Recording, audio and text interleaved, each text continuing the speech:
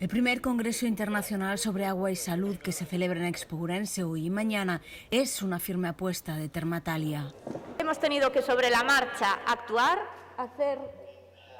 ese cambio de planificación y marcamos este congreso en el que tenemos 500 inscritos virtuales procedentes de 30 países y esperamos que a lo largo de hoy y mañana pasen por aquí unos 100 congresistas presenciales en diferentes momentos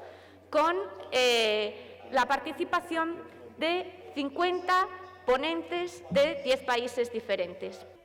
Este panel de expertos convierte a este congreso en un evento multidisciplinar que aborda el futuro del sector desde la coyuntura actual marcada por la pandemia. El presidente de la Diputación, Manuel Baltar, destacaba en el acto inaugural que Ourense debe reafirmar su condición de provincia termal y reivindicar para los territorios termales una relevancia fundamental en estos momentos. El agua es vida y estamos hablando de vida, de bienestar, de relax, pero el agua termal es salud. En estos momentos en que el mundo se ha sacudido por una pandemia absolutamente destructiva, la oportunidad de los lugares termales, de los lugares de agua, de los lugares con aguas, con propiedades minero-medicinales, pues adquiere un protagonismo superlativo.